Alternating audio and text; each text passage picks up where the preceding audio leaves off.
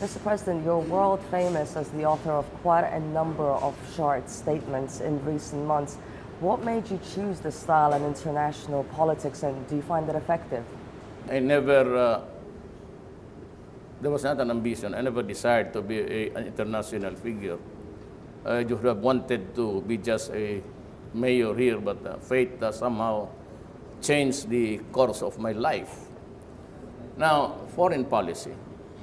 Fundamentally, the foreign policy of the Philippines follows the foreign policy of the United States. Why? Well, we were occupied by Spain and made a colony for 400 years. Then when the Spaniards lost the Philippine-American War, one of the concessions that was asked of the Spaniards were to concede the real estate in the Pacific, and that would include Guam. That's why they have the Spaniard name, and the Philippines, very similar only in name, because they were occupied also by the Spaniards. But we were ceded to the Americans, and they occupied my country for 50 years. Finally, we had our independence after a bloody revolution, and after several massacres, somewhere in Samar, it's in the Visayas, a high-ranking American official was killed. So they massacred the whole town. 10 and above were all put to death. And they got the bell of the church, the bell, right? As known as Balinginga bell. It's still in their hands, and we're asking for it, even as a sentimental memory for those guys who were massacred. And these were the things that they just, I said, didn't even bother to apologize. But at the same time, America helped the Philippines gain its independence in 1946 after Japan's occupation got away. So do you think, in a way, you should be grateful to them, or do you think that the West is using their allies? Well, if you're an American in front of me, I would say now to you, you want me to thank you for occupying my country? I say, you lived on the fat of the land for 50 years. You gave us our independence. Well, I'm sorry. If the previous presidents would just kowtow and follow what American says, not me. Not me, because I know my history and I still have this hurt. Was that hurt what made you call President Obama what you called him? You must be respectful. Do not just throw away questions and statements. Urahin kita dyan sa forum na yan. I do not like to be ordered. But you know, even in the matter of the purchase of arms, there was this, we were negotiating until a few days. And one senator stood up and said that the Philippines has a record of human rights violation. We will suspend the arms. Go good. Mako, I have friends already. Good friends have made, you know, we were far from a distance with China because of the, so many issues. But one is the South China Sea. Well, we were really, so I decided to just visit the ASEAN countries, of which we are a member, and just introduce myself. The new kid in the corner, you know, I'm President Duterte. And finally, I reached the shores of China, and we had a very good talk. And, you know, President Xi Jinping is really a great guy. And little did I realize that somehow we have missed our chances in our history. We never talked about a military alliance. And I had a talk in that meeting in Laos for the ASEAN. I personally requested to talk to the Prime Minister of Russia, Medvedev. So I told him my problem. And I said, you know, I am not asking for anything. we can survive with nothing. But I just want you to know that I want to be closer to you and China because I do not like what is happening to us.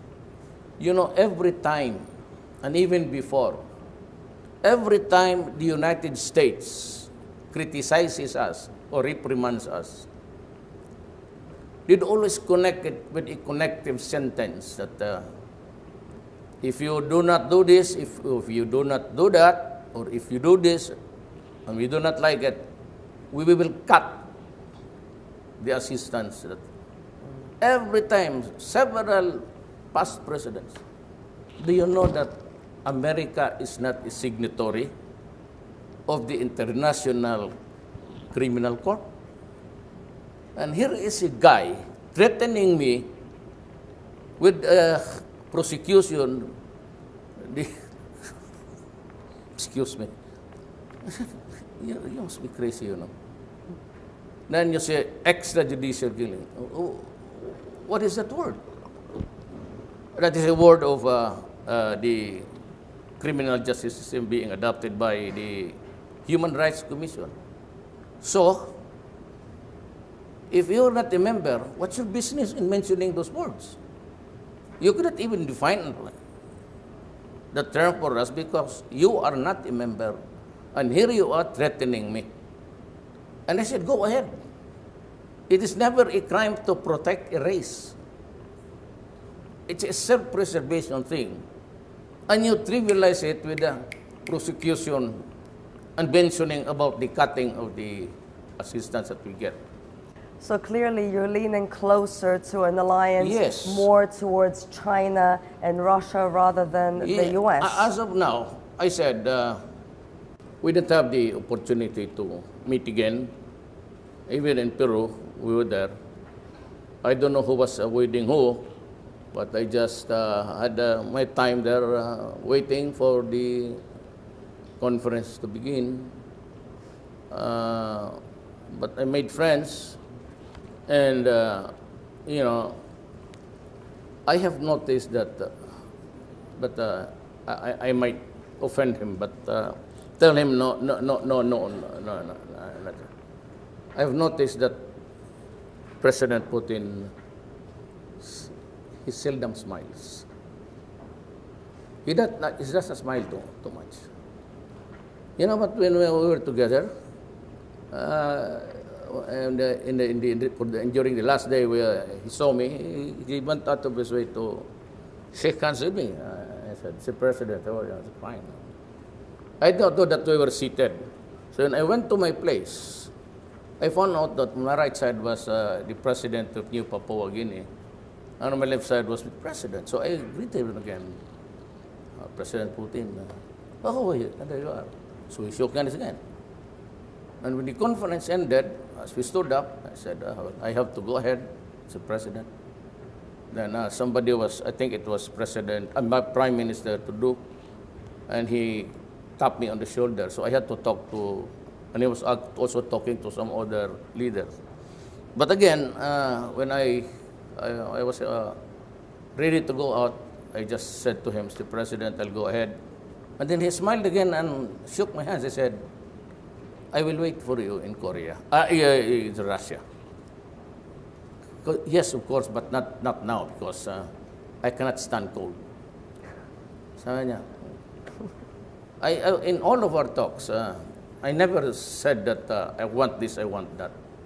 I just also told President Putin that, you know, I just want to be friends, to show to the world that I am not limited to a few countries, that I have to interact with the rest of the world because we are a sovereign state. And we have to do business and to have diplomatic relations with everybody. And if there is good to it, then I thank God.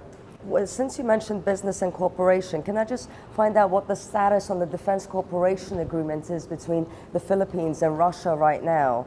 I am not ready for military alliances because we have a treaty that was signed in the 50s. But I am ready to cooperate with my new friends, China and Russia, to make this world more peaceful. U.S. decided to cancel the procurement of weapons. And I said, I have a friend who has plenty. As a matter of fact, he's selling it, buy one, take one. So I don't need you. But polls in your country show that most of your citizens support an alliance with the U.S. Yes. Still, so how are you planning to? Well, because having been a colony for 50 years, it should not surprise you. It's ingrained in the genealogy of the Filipinos. But little by little, I've been telling them, I made this decision because, but I think the Filipinos know the reason in their heart why. Because I have been very vocal and used the strongest terms when I said we are not a nation of beggars. We will survive without your assistance. Please stop it. If you want to prosecute me, fine. Come up with the evidence. But I will not allow the rapporteur of the UN to face me and ask me questions as if I am a criminal. It would be on TV. Maybe I can invite you again as one of the resource persons. I can invite everybody. And I will tell the rapporteur, do not ask questions on me only. I will ask you also. Do not interfere in the affairs of my country, internal affairs. We have a serious problem of 4 million drug addicts. We computed it, I would need about 2 trillion. We will never have that money in our lifetime. And yet I have this problem. And here you are complaining about the deaths of 3,000. You do not even know who were killed, especially the people with the plastic tape run around the body. If you are a policeman, why would you do that? Why waste your time wrapping? Why don't you just simply shoot the idiot and just tell them that he fought against me? If I can go back to the U.S. For the last one, you appeared to soften your criticism when it comes to the U.S. after the U.S. presidential elections, after it became clear that Donald Trump would be the next president. Do you think that you could be friends with Donald Trump and maybe your relationship would change? Well, I'm not at liberty to make it public. But there are feelers now, even retired generals, and they wrote me a long letter, and the last sentence is that there is no doubt in our minds that we can be great friends again and reset the whole thing. That was my sloganeering when I was campaigning. Change. I promise no corruption. And it will happen. There will be no corruption in my government. Then I said, I will put an end to drugs because it has compromised the next generation of people, the young ones who are hooked into drugs. The third is that I will have to stop criminality so that people can come here and visit. In Davao City, you can go anywhere at this hour. And nobody would bother you. And my standard of, I told the police when I became mayor many years ago, I want you to ask your wife and daughter to walk the streets of Davao until morning time. If nothing happens to them, that is the standard that I want for Davao City. And I forced the issue. And I told the criminals again, in the city, and that was why they want to be prosecuted.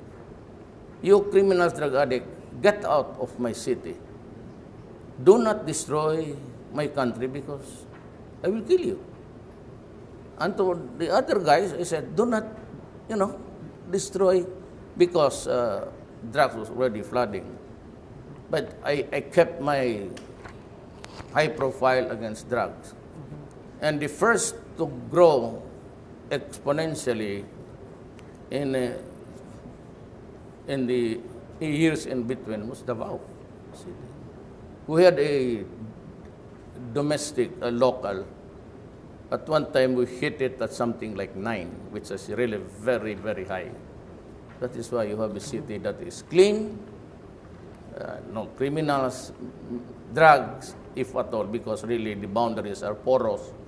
And you cannot just stop anybody from entering the city because this is not a fascist state. But you have to consider to the citizens. But for as long as I am president, to the very last day, I want the last drug pusher out, and I want the drug lords killed. So I prefer that they fight the police. Well, of course, I said, if they do not want any fight, you just can't shoot them right there. What's the point? Why invite trouble and invite cases? It's only when they fight it out with the police. But you can always shoot them if they fight, put up a violent one, threatening, placing your life in jeopardy. But I never said do it purposely like a vigilante, tie their backs, ask him to kneel down and kill them. That's crazy. You cannot, that's a gangster style. You cannot be president of your country if you do that.